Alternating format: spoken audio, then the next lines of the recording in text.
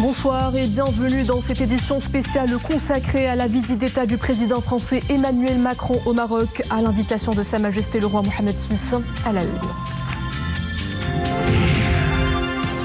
À la une de l'actualité ce lundi, le président de la République française Emmanuel Macron et son épouse Madame Brigitte Macron sont arrivés cet après-midi à Rabat pour une visite d'État au Royaume du Maroc à l'invitation de Sa Majesté le roi Mohamed VI. À leur arrivée à l'aéroport de Rabat-Salé, le chef de l'État français et Madame Brigitte Macron ont été accueillis par Sa Majesté le roi Mohamed VI qui était accompagné de son Altesse royale le prince héritier Moulay Hassan, de son Altesse royale le prince Moulay Rachid et de leurs Altesses royales les princesses Lalla Khadija et Lalla Maryam.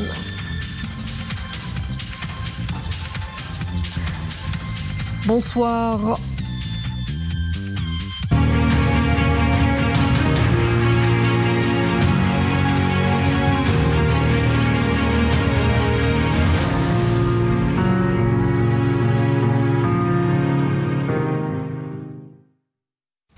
Bonsoir. Le président de la République française, M. Emmanuel Macron, et son épouse, Mme Brigitte Macron, sont donc arrivés aujourd'hui en fin d'après-midi à Rabat pour une visite d'État au Royaume du Maroc, à l'invitation de Sa Majesté le roi Mohamed VI. À leur arrivée à l'aéroport de Rabat-Salé, le chef de l'État français et Mme Brigitte Macron ont été accueillis par Sa Majesté le roi Mohamed VI, que Dieu l'assiste, qui était accompagné de son Altesse royale le prince héritier Moulay Hassan, de son Altesse royale le prince Moulay Rachid et de leurs Altesses royales les princesses Lalla Khadija et Lalla Maryam. Nisri El-Hamdawi.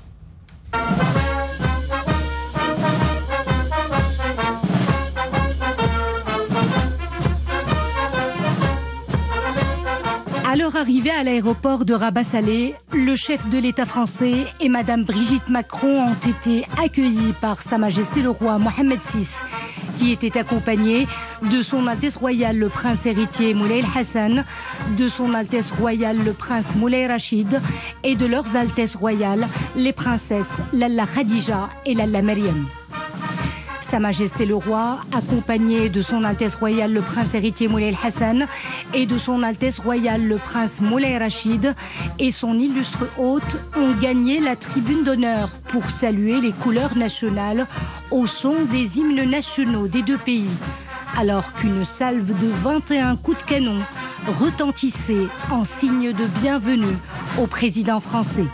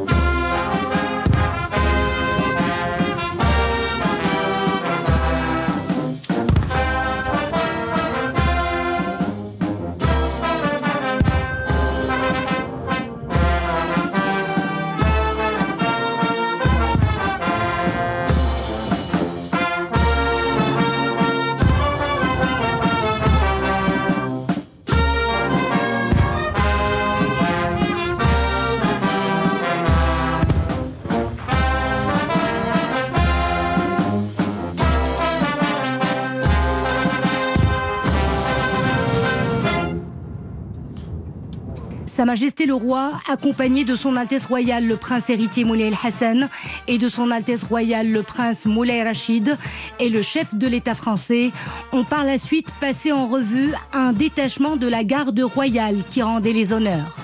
À l'entrée du salon royal de l'aéroport de Rabat-Salé, le chef de l'État français et Madame Brigitte Macron ont été conviés à la traditionnelle cérémonie d'offrande de lait et de dattes. Après une brève pause, le cortège des deux chefs d'État s'est dirigé vers le palais royal de Rabat.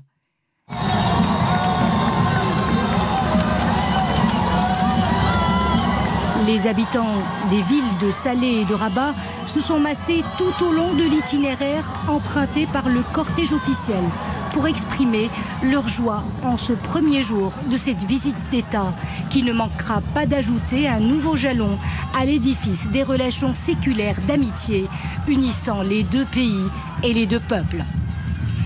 Les principales artères empruntées par le cortège royal ont été pavoisées de drapeaux marocains et français.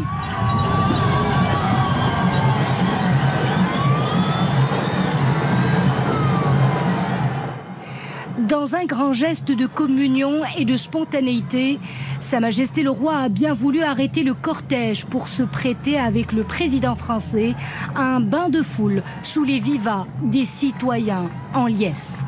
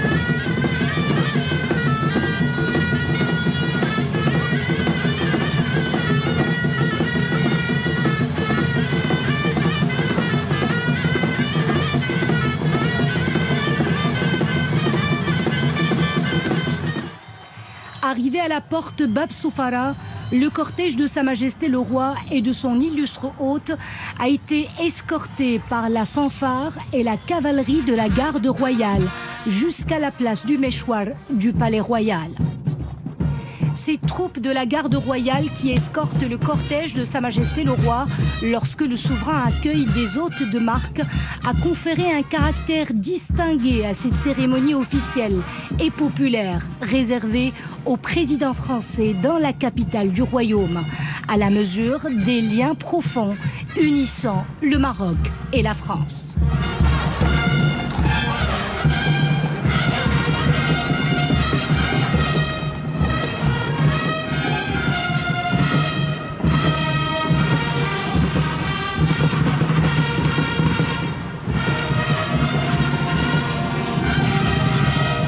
À la place du Méchoir, Sa Majesté le Roi Mohammed VI et son illustre hôte ont été salués par des officiels marocains civils et militaires, par le doyen du corps diplomatique et du corps diplomatique européen accrédité à Rabat, par les membres de la délégation officielle française accompagnant le président français et par les membres du comité d'honneur.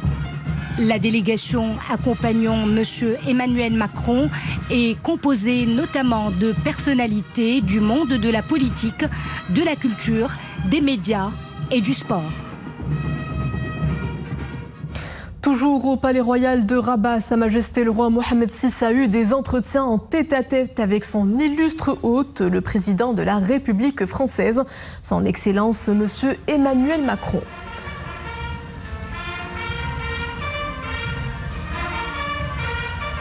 Un autre ton fort de cette visite d'État du président français qui inaugure un nouveau chapitre dans le partenariat d'exception entre Rabat et Paris.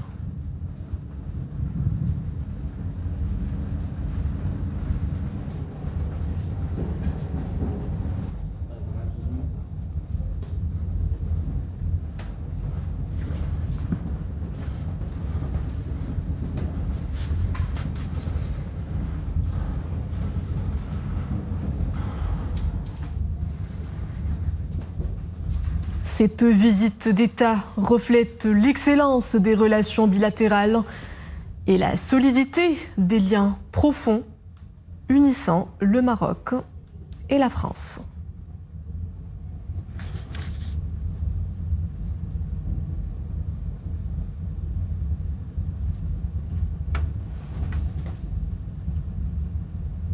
Une visite d'État qui ne manquera pas d'ajouter un nouveau jalon à l'édifice des relations séculaires d'amitié unissant les deux pays. Son Excellence, Monsieur le Président, à la signature de la déclaration relative au partenariat d'exception renforcé entre le Royaume du Maroc et la République française.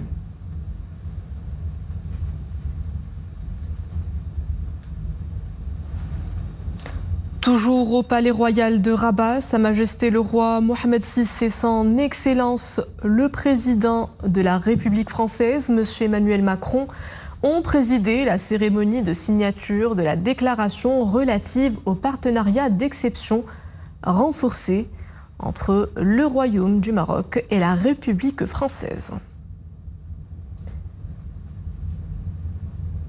Un partenariat d'exception renouvelé qui donne une nouvelle impulsion aux liens historiques entre les deux nations.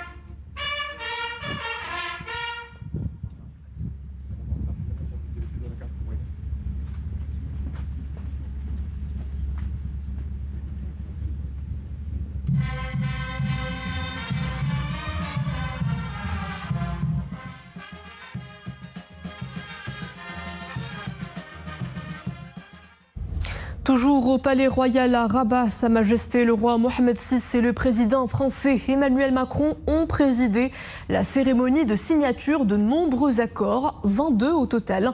Ils concernent notamment les secteurs du transport, plus précisément la ligne à grande vitesse, l'hydrogène vert, la transition énergétique, l'eau, l'éducation, l'agriculture, l'enseignement supérieur et la recherche.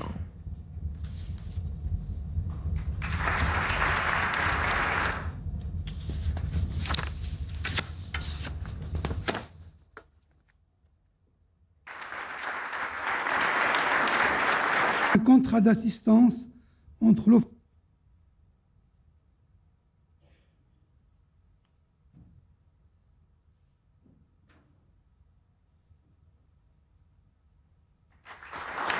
le quatrième document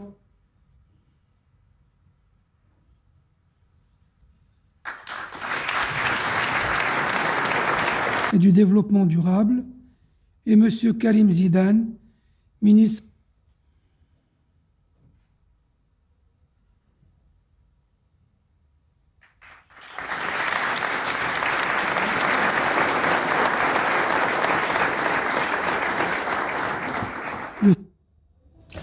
Pour un décryptage de la visite d'État du président français au Maroc, avec nous ce soir en direct Driss Aissaoui, analyste politique. Bonsoir.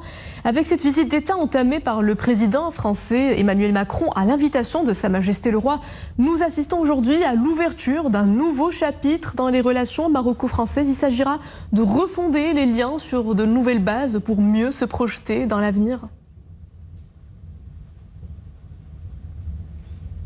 Très certainement. Vous savez, c'est une visite historique que le président Emmanuel Macron a effectuée au Maroc et on témoigne la qualité des personnes présentes, leur profil, mais surtout le nombre disons, d'accords qui ont été signés entre les deux États, entre le gouvernement marocain et le gouvernement français. Je pense que véritablement, comme je vous l'ai dit, c'est un événement historique qui en dira très long sur l'avenir prometteur que le Royaume du Maroc et la République française vont pouvoir entamer à partir de cet instant. Driss Aissaoui, temps fort de cette première journée de la visite du président français Emmanuel Macron au Maroc, la cérémonie de signature d'une déclaration du partenariat d'exception renforcé par Sa Majesté le roi Mohamed VI et le président français Emmanuel Macron. C'est un nouveau jalon qui s'ajoute à l'édifice des relations de partenariat distinguées entre les deux pays. C'est un acte très courageux, c'est un acte volontaire pour montrer que le Royaume du Maroc et la République française vont effectivement entamer une nouvelle étape dans leurs relations bilatérales. Cela va prendre plusieurs formes. Et d'ailleurs, je vous l'ai dit tout à l'heure, ce sont 22, disons, textes qui ont été signés entre le gouvernement français et le gouvernement marocain. Et de toutes les manières, vous avez vu que tous les secteurs ont été touchés. Il y a l'agriculture, le transport, l'énergie, tous les secteurs ont été concernés. Et la culture, nous l'oublions pas, les affaires culturelles ont été très présentes, que ce soit les industries créatives et les industries de création ont été véritablement au beau milieu de cette réunion. Et je pense que la France et le Maroc vont pouvoir aller d'un bon pied pour entamer une nouvelle page de leur histoire commune qui sera très certainement une histoire pleine de réalisations positives. Driss Aissaoui, entre Rabat et Paris, c'est un partenariat novateur et agissant au service des relations nord-sud distinguées sur l'échiquier régional et mondial. Un modèle de coopération fort de ses fondements historiques et de liens humains particuliers. Il couvre un large spectre de composantes politiques, diplomatiques et économiques, témoins de la profondeur des liens qui unissent les deux pays. Sofia Fkrot. C'est un nouveau chapitre dans les relations bilatérales qui s'ouvre aujourd'hui. Des relations basées sur le respect mutuel, la confiance et la transparence. Rabat et Paris se rapprochent pour sceller un partenariat gagnant-gagnant couvrant plusieurs domaines. Politique, diplomatie, économie, sécurité, culture, la liste des champs de coopération est longue, reflet de liens plusieurs fois centenaires. Sur le plan diplomatique, par exemple, la France a été le premier pays européen à envoyer un consul au Maroc. C'était au XIVe siècle. Autre symbole, en 2000, Sa Majesté le roi Mohammed VI choisit la France pour effectuer sa première visite officielle à l'étranger. Régulièrement, des rencontres de haut niveau réunissent les chefs de gouvernement des deux pays. Idem pour les délégations ministérielles, avec à la clé des accords d'envergure. Autre signe de la solidité des liens entre les deux pays, la coopération économique. Le Maroc est le premier partenaire commercial de la France en Afrique du Nord. La France est pour sa part le premier investisseur étranger au Maroc. En 2023, les investissements directs étrangers en provenance de France ont atteint 11,3 milliards de dirhams. Près de 1000 entreprises françaises sont implantées au Maroc, représentant près de 150 000 emplois directs. Pierre angulaire des relations bilatérales, le partenariat énergétique. Dans ce sens, le domaine de l'hydrogène vert semble bien parti pour être le nouveau champ de coopération. Un partenariat structurant a été signé en juillet dernier par l'Institut de recherche en énergie solaire et énergie nouvelle et l'Agence française de développement. Grâce à cet accord, de nouveaux projets innovants de recherche verront le jour. Et parce que le Maroc et la France sont confrontés à des défis communs, les deux pays trouvent des solutions communes. Ainsi, les échanges de renseignements entre les deux pays ont permis de déjouer plusieurs attaques terroristes, renforçant ainsi la stabilité régionale. En matière d'éducation, le dispositif d'enseignement scolaire français au Maroc de l'Agence pour l'enseignement français à l'étranger est le premier réseau mondial en nombre d'établissements, qui se chiffre à 42. À la rentrée scolaire 2024, près de 49 000 élèves, dont 2 tiers marocains, s'y étaient inscrits. Entre le Maroc et la France, une coopération marquée par des chiffres impressionnants et beaucoup de superlatifs. Des relations appelées à se développer sur de nouvelles bases. La reconnaissance en juillet dernier par Paris de la marocanité du Sahara donnera à coup sûr un nouveau souffle à ce partenariat d'exception. Retour à vous, Driss El Issaoui. La France est donc le premier partenaire économique et le premier investisseur étranger dans le Royaume. Comment, à votre avis, les deux pays gagneraient-ils à capitaliser sur ces acquis et à donner un nouveau souffle à leur partenariat d'exception ? Garder toujours ces liens et ces canaux de communication directs entre le gouvernement français et le gouvernement marocain, entre le secteur public français et le secteur public marocain, qui ont toujours, quelles que soient les conjonctures politiques, le capital français a toujours trouvé à s'investir et à agir au niveau de tous les niveaux et de faire en sorte que le Maroc soit véritablement le premier partenaire de la France. C'est aussi le premier partenaire de toute la partie euro-méditerranéenne. Et le Maroc est véritablement un acteur très fort, très important, très impliqué. Et cette visite du président Emmanuel Macron avec tout le gouvernement et toute la délégation qui l'a accompagné, c'est pour témoigner justement de l'importance que la France, que ce soit au niveau du gouvernement ou de la société civile, accorde au Royaume du Maroc, qui très certainement vont pouvoir agir de manière directe sur tous les leviers qui vont permettre au Royaume du Maroc et à la France de jouer leur rôle de partenaire, de jouer leur rôle de pays qui peuvent travailler ensemble, créer ensemble et imaginer l'avenir ensemble sans aucun problème. Et on l'a dit, les conventions qui ont été signées, qui touchent à tous les secteurs, ont permis justement de concrétiser cette réalité. Parlons justement de l'un des secteurs stratégiques clés dans lesquels nos deux pays coopèrent efficacement, l'aéronautique. Au Maroc, cet écosystème de 142 entreprises emploie quelques 17 500 salariés et réalise 1,9 milliard de dollars à l'export. Une montée en performance qui renforce l'attrait du Royaume en tant que destination d'investissement industriel de premier plan.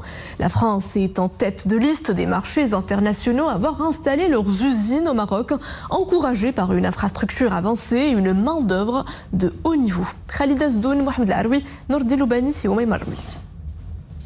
Depuis quelques années déjà, le Maroc a amorcé son envol vers les cieux de l'industrie aéronautique. Et déjà, le royaume capte toutes les attentions. Le Maroc émerge en tant que partenaire clé pour de nombreux pays, notamment la France. L'Hexagone est parmi les premiers investisseurs étrangers. Rabat et Paris entretiennent d'ailleurs une collaboration fructueuse, un partenariat mutuellement avantageux qui renforce l'expertise marocaine. Un partenaire à haute valeur ajoutée dans la carte mondiale de nos implantations. C'est pourquoi nous y investissons activement dans la formation, en partenariat avec l'État marocain, avec les industriels et avec les universités. Qu'il s'agisse de l'Institut de formation au métier de l'aéronautique de Casablanca, que nous avons contribué à créer, ou bien nos accords avec des universités et des écoles d'ingénieurs marocaines. Vous l'aurez compris, nous voulons accompagner la montée en gamme de l'industrie aéronautique marocaine. Notre histoire avec le Maroc, c'est celle d'un partenariat de long terme. Avec ses offres compétitives, sa position géographique stratégique, sa main-d'œuvre hautement qualifiée et ses infrastructures spécialisées, le Maroc a fait son entrée dans la cour des grands.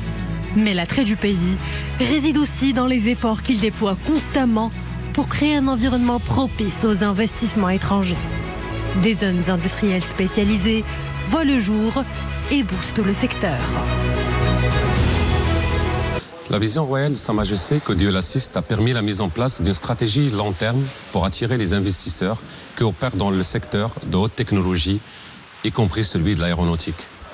Donc, bien que nous soyons très compétitifs par rapport à d'autres pays, notre modèle industriel est avant tout axé sur la forte valeur ajoutée, l'intégration de la supply chain, les infrastructures et surtout l'investissement dans le capital humain et la formation. Aujourd'hui, nous sommes capables de produire des équipements très complexes, dont des moteurs, des composites, des systèmes électroniques, avec un produit 100% marocain qui vole dans pratiquement une grande partie des avions civils. Le Maroc a su développer une chaîne de valeur aéronautique complète, allant de la conception à la maintenance, du génie des ingénieurs aux compétences spécialisées des techniciens. Le pays offre une diversité de talents prêts à contribuer à l'innovation et à l'expansion du secteur. Dans le GIMAS, on retrouve aujourd'hui 142 entreprises avec des grands noms comme Airbus, comme Safran, qui ont plusieurs usines déjà installées au Maroc, ainsi que d'autres sous-traitants comme le Piston français par exemple et bien d'autres. Ces sociétés françaises qui ont été les initiatrices au départ qui sont arrivées très rapidement au début de la création de l'IMA, ont fait partie de l'histoire de la genèse ainsi que de l'histoire de développement et de la croissance de notre centre de formation ici. Aujourd'hui, l'IMA s'est ouvert à l'international puisque maintenant on sert aussi d'autres entreprises canadiennes, suédoises, américaines, etc. L'IMA joue un rôle clé pour les industriels installés ainsi que pour les investisseurs, qu'ils soient bien entendu français ou qu'ils viennent d'autres pays, puisque lorsque vous installez une unité industrielle, vous avez besoin d'un terrain, vous avez besoin d'un bâtiment, vous avez besoin de support de l'État et vous avez besoin de ressources humaines. L'IMA joue le rôle d'apport de ressources humaines, à la fois pour les industriels qui sont déjà en place, pour leur croissance, ainsi que pour les investisseurs lors de leur démarrage d'activité. درت ان دبلوم ميثود فابريكاسيون ميكانيك من بعد كملت 3e année opérateur régleur des machines outils à commande numérique. Je suis titulaire d'un diplôme en méthode de fabrication mécanique et en 3e année, je me suis spécialisée en tant qu'opérateur régleur de machines outils à commande numérique. Ce diplôme m'a permis d'intégrer l'IMA en tant qu'usineur commande numérique. C'est une formation de 6 mois qui me permettra d'intégrer une grande entreprise.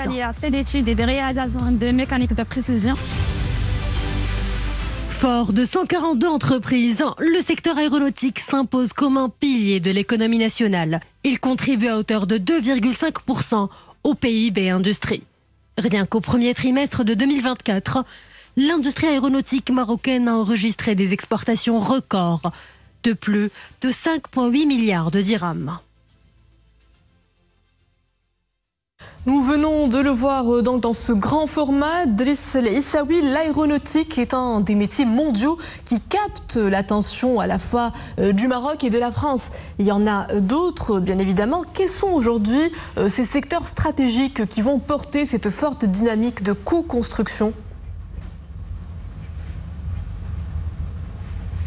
Vous venez de le dire.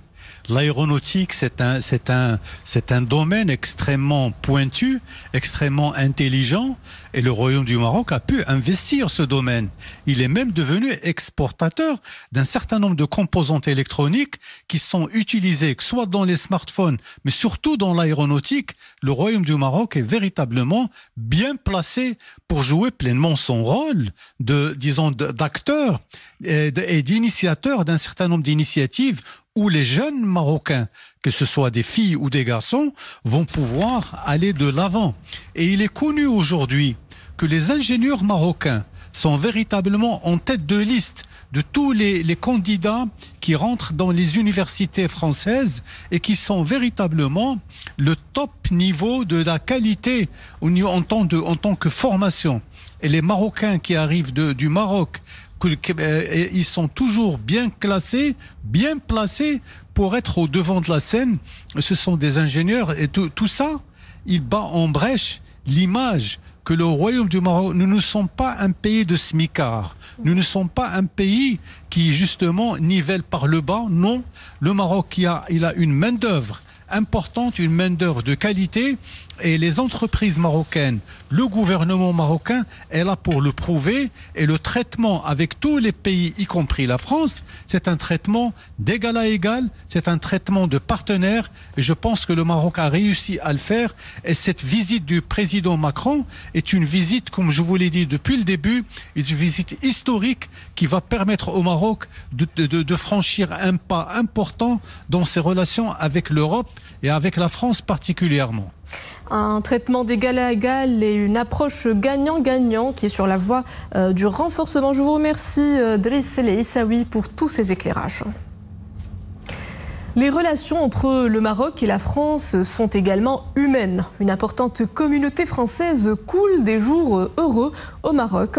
Ce sont des Français de différents profils, jeunes et moins jeunes. Au Maroc, ils ne se sentent pas étrangers, ils le vivent sereinement au milieu des citoyens marocains. Et le moins que l'on puisse dire, c'est qu'ils se sont fondus dans la société marocaine au point d'adopter certains aspects du mode de vie local. Nisra El Hamdaoui, Omar Issa et Jihad Libri sont allés à la rencontre de plusieurs Français installés à Rabat. Regardez. C'est la communauté étrangère la plus importante au Maroc. Elle vit principalement dans les grandes villes. Les Français installés dans le royaume sont estimés à quelques 100 000 personnes. Leurs profils diffèrent, mais tous sont attirés par le boom économique et la stabilité dont jouit le royaume. Allons à leur rencontre.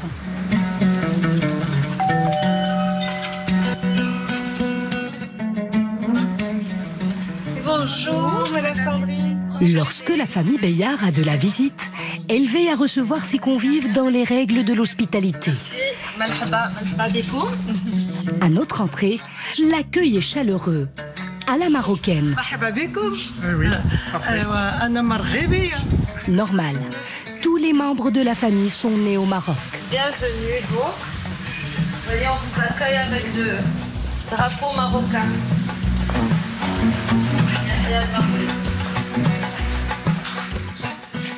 La reconnaissance d'anciens élèves ou d'anciens étudiants qu'on rencontre dans la rue. Pendant toute sa vie, Madame Martine a tissé des liens exceptionnels avec les Marocains. Elle, qui des années durant, avait transmis la langue de Molière à des milliers de jeunes Marocains qui, à leur tour, continuent d'enseigner le français dans des écoles au Maroc. J'ai grandi avec une grand-mère qui était directrice d'école à Meshra Blaksiri. Son mari était ingénieur agro, c'est comme cela qu'ils sont venus au Maroc. Mon père était docteur vétérinaire dans la région, s'est marié avec maman. J'ai été habituée à la générosité de cœur de la famille. Nous sommes ancrés dans le soleil, dans la nature, dans une qualité de vie. Faut pas le nier, ça n'a pas de prix. Et mourir, macabre, c'est ici. La maison de Madame Martine a des allures de musée ouvert à tous. Un espace chargé d'histoire qui renferme des trésors du patrimoine marocain. Racontez-moi l'histoire de cette table. Elle a 80 ans. Parce que quand c'est une table que nous avait offerte la grand-mère, c'est un petit peu l'héritage de maman. Elle savait très bien que les artisans marocains étaient des malins extraordinaires. Donc, dès notre plus jeune enfance, on a goûté à tout cela. Sandrine est artiste photographe. Les racines du pays natal chevillées au corps, elle ne cesse de montrer à travers ses œuvres l'amour qu'elle porte au Maroc, un pays en perpétuel mouvement. Et c'est justement ce que Sandrine donne à voir dans ses créations. C'est vrai que les tableaux, en fait, quand on se déplace, ça bouge. Donc, je les appelle des tableaux vivants. Et c'est exactement à l'image du Maroc, un pays en marche, qui avance à une vitesse impressionnante et qui se développe dans tous les domaines. Et tout ça grâce au roi Mohamed VI et bon, tout ce qu'il a pu engager, que Dieu l'assiste. Est-ce qu'il y a de Marocains chez vous qui êtes française d'origine? La chose la plus importante, le cœur. Nous avons eu du mal à nous séparer de l'attachante famille Bayard. Mais c'est l'heure pour nous d'aller à la rencontre d'autres Français installés au Maroc. Bienvenue chez les Lefebvre. Cela fait 3 ans que ce jeune couple coule des jours heureux à Rabat. Muriel est présidente de Rabat Accueil, une association qui œuvre notamment à faciliter l'intégration des nouveaux arrivants français au sein de la société marocaine. Lionel, lui, est cadre supérieur au sein d'une compagnie d'assurance. Tous deux sont d'infatigables voyageurs. Ils se plaisent à changer de temps à autre de pays de résidence. Et cette fois-ci, le Maroc a été pour eux un vrai coup de cœur. Entre les 10 ans qui se sont passés, entre la première fois et la seconde fois où on est venu, le Maroc a évolué à une vitesse assez incroyable. Tant de par les infrastructures qu'il y a un peu partout, c'est juste bluffant. On a vu le pont Mohamed VI se construire quand on est parti. Là, on l'a vu fini. On a vu la rocade. Rabat est devenue une ville extrêmement bien aménagée, extrêmement verte, extrêmement belle. Et finalement, ce n'est pas que Rabat, c'est Casa. Et en fait, ce qu'on voit, c'est un pays qui est en mouvement. J'ai découvert le Maroc d'une manière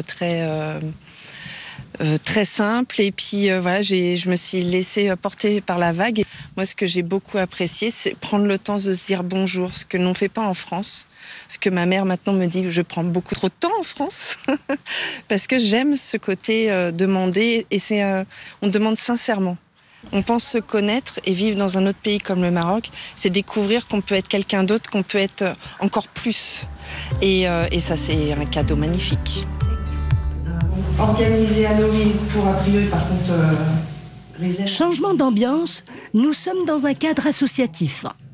Muriel réunit ce soir des membres de l'association Rabat Accueil.